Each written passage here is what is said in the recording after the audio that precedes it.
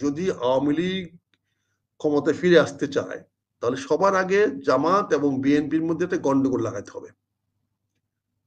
জামাতের সঙ্গে বিএনপির বা এনসিপির গন্ডগোল লাগাতে হবে।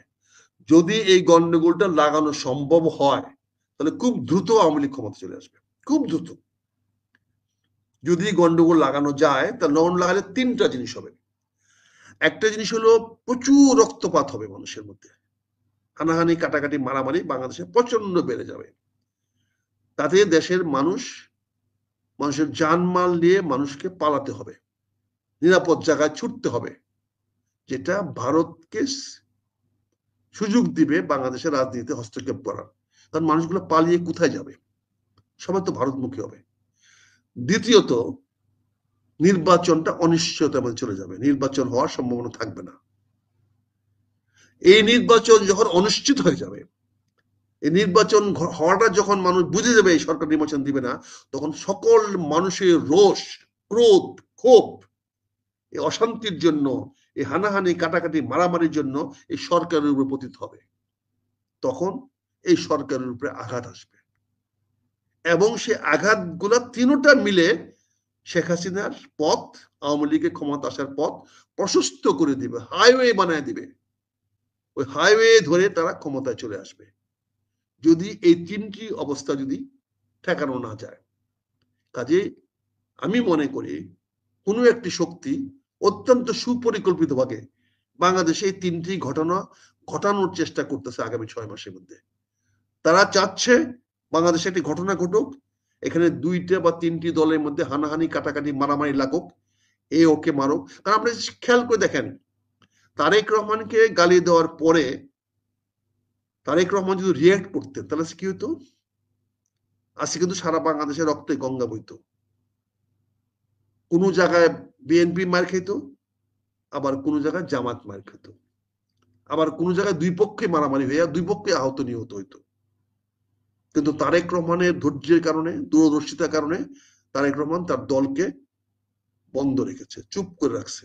এবং আপনারা অপপ্রচার করতেছেন যে সারা বাংলাদেশে বিএনপির বিরুদ্ধে মিছিল হয়েছে, বিএনপির বিরুদ্ধে হয়েছে, আগুন দিতেছে, বিএনপি সেটা নীরবে সহ্য করেছে। দ্বিতীয়ত যেটা হবে, হইতে পারত, সেটা হচ্ছে যে আমি বললাম যে এই মারামারি হানাহানি কাটাকাটি করার পরে অনেক মানুষ নিজের নিরাপত্তার জন্য, যেমন আমি আমার নিরাপত্তার জন্য গ্রামে যাব, আমি গ্রামে না থাকতে পারলে আমি আমার লোকজন নিয়ে আমি সীমান্ত অতিক্রম করব। শুধু আমি একা তো না, আপনি করবেন, এমন হাজার হাজার মানুষ সীমান্ত অতিক্রম করবে। তখন সীমান্ত অতিক্রম করলে মানুষগুলো কি হবে? রোহিঙ্গাদের মতো আমরা তো আবার যাব। রোহিঙ্গারা কেন আমাদের দেশে আসছে? মায়ানমার সরকার রোহিঙ্গাদের নিরাপত্তা দিতে পারে না বলেই তো রোহিঙ্গারা বাংলাদেশের সীমানা অতিক্রম করে বাংলাদেশে আসছে। আজকে যদি বাংলাদেশের সরকার আমাকে নিরাপত্তা দিতে না পারে, আমাকে না হত্যা করলো, নিহত হলাম, আমার তো আরো সন্তান পুত্র, ওরা কি যাবে? ওরা তো জীবন ভয়ে পালাবে। কোন দিকে পালাবে? নিশ্চয়ই বঙ্গোপসাগর দিকে পালাবে না, নিশ্চয়ই মায়ানমার দিকে পালাবে না, তারা পালাবে সিলেটের দিকে, জকিগঞ্জের দিকে, গারো পাহাড়ের দিকে, রংপুরের দিকে, ভারতের দিকে, পশ্চিম বাংলার দিকে, আসামের দিকে পালাবে। তো ওরা ওখানে গেলে পরে তো তারা ভারতের আশ্রয় নিতে হবে। যদি ভারত দরজা করে দেয়, আশ্রয় দেয়, তখন তো মানুষ আরো চলে যাবে। এরকম একটা পরিবেশ যদি সৃষ্টি হয়ে যায় তখন কি হবে? এইগুলা হওয়ার পরে কি নির্বাচন পরিবেশ থাকবে? নির্বাচন হতে পারবে? ইরাকে নির্বাচন হচ্ছে, আফগানিস্তানে কি নির্বাচন হচ্ছে, লিবিয়া কি নির্বাচন হচ্ছে? এত বছর চলে গেল। মিশরে কি নির্বাচন হয়েছে, হচ্ছে? বলেন। সুদানে কি নির্বাচন হয়েছে? সিরিয়াতে কি নির্বাচন হয়েছে, হচ্ছে? ফিলিস্তিনিতে কি নির্বাচন হচ্ছে, হয়েছে? ইউক্রেনে কি নির্বাচনের মাধ্যমে সমাধান হচ্ছে বা হওয়ার সুযোগ আছে? তাহলে বাংলাদেশেও যখন এরকম অনিশ্চয়তা দেখা দিবে তখন কি হবে? তখন তো শেখ হাসিনা বলবে তিনি বৈধ প্রধানমন্ত্রী। কারণ বাংলাদেশ সরকারে কেউ দেখাতে পারবে না যে তিনি পদত্যাগ করে গেছেন। পদত্যাগ পত্র কারো কাছে নাই। সাংবিধানিক মতো এই সরকার শপথ গ্রহণ করেছে, সংবিধানের সরকার। তা সাংবিধানিক সরকার তো সংবিধান পদই খালি হয় না এখনো। তুমি কি করে হইলা? এখন যদি ওই প্রধানমন্ত্রীকে যদি মোদী সাহেব যদি তার নির্বাচনী ট্রাম্প কার্ডের জন্য সাহায্য করে, সহযোগিতা করে, তখন কি করবেন আপনি? সে জাতিসংঘের কাছে গিয়ে বলবে। জাতিসংঘে তার কথা আর আমাদের কথার মধ্যে পার্থক্য হবে না? জাতিসংঘে ভারতের জয়শঙ্কর রায়ের কথা আর আমাদের পররাষ্ট্র উপদেষ্টার কথা, আমাদের লোকে মানে না। আমাদের পররাষ্ট্র বক্তব্য আমাদের লোকে মানে না, ওনার সরকারে মানে না। জাতিসংঘে গিয়ে বললে তো বলবে তুমি কার পক্ষে কথা বলতে আসছো? ইউনূস সাহেবের পক্ষে, না বিএনপির পক্ষে, না জামাতের পক্ষে, না অন্য কারো পক্ষে, এনসিপির পক্ষে? কার পক্ষে কথা বলতে আসছো? তোমার সরকার তো ঐক্যমতে নাই, তোমার সরকার তো এক এক দলের এক এক অংশের। কার পক্ষে তোমার সে কি জবাব দিবে? আপনার পক্ষে সৌদি আরব আছে, আপনার পক্ষে তুরস্ক আছে, আপনার পক্ষে মালয়েশিয়া আছে। আপনার মালয়েশিয়ার এই প্রধানমন্ত্রী একদিনের সফরে দূরে চলে আসলো, কই এখন পর্যন্ত 1000 লোক তো নিল না বাংলাদেশ থেকে। আপনারা বলছিলেন বাংলাদেশে প্রচুর লোক নিয়ে যাবে, তো কই লোক তো নিল না কেউ। তো মালয়েশিয়া কোথায় আপনি সাহায্য করলো? আপনি তো চীন থেকে এসে বলছেন যে চীনের টাকার বন্যা আসবে, কুনমিংয়ে আপনাকে সমস্ত হাসপাতাল খুলে দিচ্ছে আপনার জন্য। গেছে 2-1 কুনমিং হাসপাতালে চিকিৎসা করার জন্য, আসছে 2-1 লোক ফ্যাক্টরি করতে, আসছে 2-1 লোক এনে করতে। আশিক রহমান একটা সম্ভাবনাময় লোককে আইনা তাকে পচাইয়া দিলেন, ধ্বংস করে দিলেন। এই লোক কদিন পরে মুখ দেখাবে কেমনে? একটা বিনিয়োগ নাই, কিছু নাই বাংলাদেশে। কত ব্রাইট বক্তৃতা দিয়েছেন, এই বক্তৃতার ফলাফল কি? আপনি জাপান থেকে বলে আসলেন জাপানে লক্ষ লক্ষ লোক যাবে, বক্তৃতা দিলেন, 2 মাস চলে গেল, একজন গেছে? একজনকে পাঠাতে পারছেন জাপানে? তাহলে এই বল কেন করতেছেন? তা আপনার প্রতি মানুষের প্রত্যাশা কেন থাকবে? তারপরে যদি ডিসেম্বরে নির্বাচন ঘোষণা না করেন, আপনি কোন বৈধতার বলে থাকবেন? এই পোলাপান আপনাকে বাঁচাবে? পোলাপান সরকারে রাখবে? আরে ভাই, সরকার পতন এক জিনিস, সরকার রক্ষা করা এক জিনিস। সরকার রক্ষা করতে গেলে দালাল হয়, আর সরকার পতন করতে গেলে হয় দেশপ্রেমিক। সরকারকে পতন করাইলে হয় দেশপ্রেমিক, বিপ্লবী, আর সরকার রক্ষা করতে গেলে হয় দালাল। আগামীতে যারা ইউনূস সরকার রক্ষা করতে যাবে তারা হবে দালাল, ইউনূস সরকারের দালাল। আর যারা ইউনূস সরকারকে প্রতারিত করতে যাবে তারা হবে আগামী দিনের বিপ্লবী। এই জিনিসটা বুঝতে হবে, এই জিনিসটা খেয়াল করেন, এই জিনিসটা আমলে নেন। শেখ হাসিনার পতন করে যারা বিপ্লবী হয়েছেন তারা যদি ইউনূস সরকারের পক্ষ অবলম্বন করেন তাহলে তারা দালাল হয়ে যেতে পারেন। সময়ে এমন একটা জিনিস, সময়ে একই লোক একই জিনিস, দিনের বেলায় যেটা আলোকিত, সন্ধ্যার পরে সেটা অন্ধকার। জায়গা তো একই, স্থান তো একই, মানুষ তো একই। দিনে দাঁড়িয়েছেন আলোকিত আলোর নিচে, একই জায়গায় দাঁড়িয়ে থেকে 3 ঘন্টা পরে হয়ে যাবেন অন্ধকারে নিমজ্জিত। কাজেই আপনাকে এই জিনিসগুলো বুঝতে হবে, ট্রানজিশন বুঝতে হবে। কাজে এই 3টি অবস্থা যদি ঘটে যায় তাহলে হয়তো 2026 সনেই শেখ হাসিনা আবার ফিরে আসবে, আবার হেলিকপ্টারে করে আসবে, আবার এসে রমনা রেস কোর্সে নামবে। দেখবেন আপনারা হাজার হাজার মানুষ এসে স্বাগতম জানাচ্ছেন। শেখ হাসিনা, আওয়ামী লীগের, ভারতের, তারা তো শুধু সৃষ্টি করে দিবে। আমি তো বিশ্বাস করি এই গত মিছিল যারা করেছে, যাদেরকে মিছিল করানো হয়েছে, আপনি ভালো করে খোঁজ নিয়ে দেখেন তারা তৃতীয় কোনো শক্তির মদদে, তৃতীয় কোনো পক্ষের মদদে তারা সেটা করেছে। যারা করেছে তারা ডাবল এজেন্ট। আপনি জানেন অনেক লোক আজকে বাংলাদেশের ডাবল এজেন্ট কাজ করতেছে, প্রচুর লোক ডাবল এজেন্ট কাজ করতেছে। দিনের বেলা করে এক পার্টি, রাতের বেলা করে আরেক পার্টি, এক এক জায়গায় এক একজন চলতেছে। আপনি দেখেন যে যার ধান্দাবাজি করতেছে। সারা বাংলাদেশের ধান্দাবাজির দেশ হয়ে গেছে। আপনি দেখেন সারাদিন অফিসার তদবির করতেছে, কে বদলি নেবে, পোস্টিং নেবে, কে কোথায় করবে, পুলিশের দৌড়াদৌড়ি করতেছে, কে কোথায় নেবে। আজকে 17,000 পুলিশ নেওয়ার কথা, আমার শফিকুল আলম সাহেব ঘোষণা দিলে 17,000 পুলিশকে প্রশিক্ষণ দিয়া ডিসেম্বরের মধ্যে ট্রেন করবে। এখন মাত্র নোটিশ দিছে অনলাইনে অ্যাপ্লিকেশন করতে।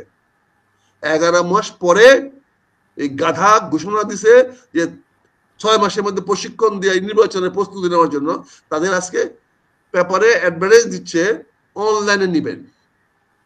আর ধান্দাবাজি তো শুরু হয়ে গেছে, অলরেডি যুগাযুগ শুরু হয়ে গেছে, কার কত চাকরি কত টাকা লাগবে। এগুলো তো আমার কথা না, এগুলো কান পাতেন শোনা যাচ্ছে। আপনি পুলিশ রিক্রুট না করে আপনি কেন বললেন যে ডিসেম্বরের মধ্যে 17,000 পুলিশকে প্রশিক্ষণ করে নির্বাচনের জন্য প্রস্তুত করতে হবে? এই 17,000 পুলিশদের নির্বাচন হবে? এই 17,000 পুলিশের নতুন সিপাহীদের কি নির্বাচন করা হবে? এই যে ধোঁকাবাজ, এই যে ফাঁকিবাজ, দান্দাবাজ, এই ফেরেববাজ, ওর বিরুদ্ধে অ্যাকশন হচ্ছে না কেন? আসিফ নজরুল সাহেব এই যে কি জানি কি এই যে ডিটারজেন্ট পাউডারের অ্যাডভার্টাইজ দেন, 2 মেয়ে, একটা মেয়ে একটা বলে চিটার, জামা কেন পুরানটা পরে আসলো চিটার, চিটার অ্যাডভার্টাইজ দেন। তো এইগুলো তো আপনি টেলিভিশন দেন, আপনি চিটার কি আপনি কিছু বলেন না কেন? এদেরকে বলেন না কেন? এদের কিছু বললে আমাদের বিপদ আসবে। কাজে আমি মনে করি আজকে যে কথাটা আপনি বললেন যে এখানে ডাল মে কুছ কালা হয়, ভারত এবং আওয়ামী লীগের একটি অংশ, বিশাল অংশ রাজনীতিতে ফিরে আসার জন্য ইতিমধ্যে সরকারের মধ্যে অনুপ্রবেশ করে ফেলেছে। ডক্টর ইউনূস সাহেবকে দেখেন গত 6 মাসের কোন একটি ভাষণে ভারতের বিরুদ্ধে একটি কথা বলেছে কিনা? আপনি একটি কথা খুঁজে পাবেন কিনা দেখেন। উনি এখন পর্যন্ত একবার হুমকি দিয়েছেন কিনা যে আমি বেঁচে থাক, আমি মরে যাব কিন্তু শেখ হাসিনা বিচার করে যাব? বলেছে? উনি এখনো বলেন জনগণ যদি নির্বাচন করতে দেয় আওয়ামী লীগকে তো ওনার কিছু করার নাই। তার মানে আগামী নির্বাচন তো আওয়ামী লীগ ছাড়া হবে না। ভাই সাহেব তো ওই খেলা খেলবেন, আওয়ামী লীগকে সুযোগ করে দিবেন নির্বাচন আসার জন্য। এবার আওয়ামী লীগের নির্বাচন আসার জন্য সুযোগ করে দিবেন টের পাইছেন বলেই আজকে অনেকে দাবি করতেছেন পিআর সিস্টেমে যেন নির্বাচন হয়। এই পিআর কথাটা কেন আসতেছে? প্রপোর্শনাল রিপ্রেজেন্টেটিভ কেন আসতেছে? পিআর রিপ্রেজেন্টেটিভ আসতেছে এই জন্য আওয়ামী লীগকে ঠেকানোর জন্য।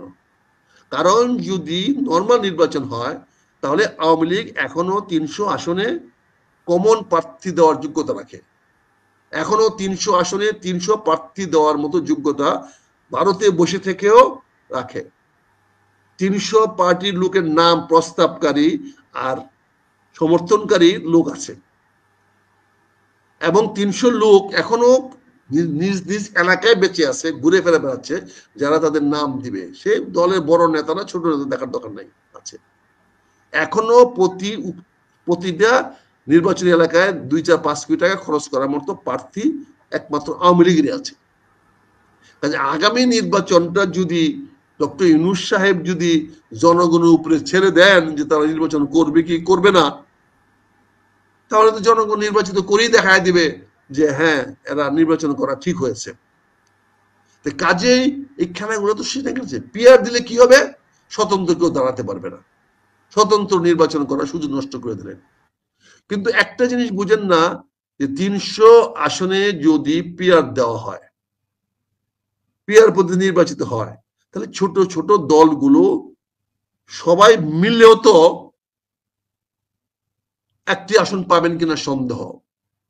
কারণ পিআরে তো প্রতিটি রাজনৈতিক দলের নামে হবে, মার্কার নামে তো হবে না। 20টা 30টা 50টা রাজনৈতিক দলের নামে মার্কা হবে। এখানে তো নাঙ্গল হবে না, নৌকা হবে না, ধানের শীষ হবে না, শাপলা হবে না, ওই কি বলে ওই নিক্রিয় হবে না। এখানে হবে যার যার দলের মার্কা, বিএনপির মার্কা, জামাত মার্কা, এই মার্কা। তাদের 20টা 30টা 50টা রাজনৈতিক দল দাঁড়াতে পারে। সে 50টা রাজনৈতিক দাঁড়াইলে 4 নম্বর 5 নম্বর পার্টির তো 50টা আসনে প্রার্থী দেওয়ার মতো লোক নাই। সব মিলেই তো দলের লোক নেই অতগুলা, 50টা লোকই তো দলে নাই। বলেন যে প্রার্থী দিবে, থাকলে হয়তো একটা থানার মধ্যে আছে বা একটা উপজেলার মধ্যে আছে, একটা ইউনিয়ন আছে। বলেন তা আমি কি সারা বাংলাদেশে, আমি তো আমার এলাকাতে 20-30 হাজার 25,000 18,000 ভোট পাইছি, আরো পাবো। আমি কি বাংলাদেশে কোনো নস্যি, আমার কোনো যে পাত্তা আছে বাংলাদেশে কোনো? আমি যে ক্যান্টনমেন্টে থাকি এখানে আমি 10টা ভোটও পাবো না। কাজেই কিন্তু নেতা তো আমি অনেক বড়, বিশাল নেতা। কাজেই আজকে এই পিআর পদ্ধতিতে আওয়ামী লীগকে ঠেকানোর জন্য এই ইসলামিক রাজনৈতিক দলগুলো বের করছে। আমি পিআর এর পক্ষে, কারণ আমিও চাই আওয়ামী লীগকে ঠেকাও। কারণ যে কোনো নির্বাচন হইলে, সুষ্ঠু অবাধ নিরপেক্ষ নির্বাচন হইলে সবচেয়ে বেশি চান্স আওয়ামী লীগের। আমরা কামড়াকামড়ি করবো, বাড়াবাড়ি করবো, মারামারি করবো, মাঝখান থেকে আওয়ামী লীগের প্রার্থী পিঁপড়ার মতো হেঁটে হেঁটে হেঁটে হেঁটে সব বাড়ি বাড়ি গিয়ে টাকা পয়সা বিলায় দিয়ে, টাকা পয়সা খরচ করে, প্রচার প্রচারণা করে তারা পাশ করে চলে আসবে। কাজে আমি পিয়ারের পক্ষে, আমিও তারেক রহমানের সঙ্গে অনুরোধ করবো পিয়ারে নির্বাচন দেন।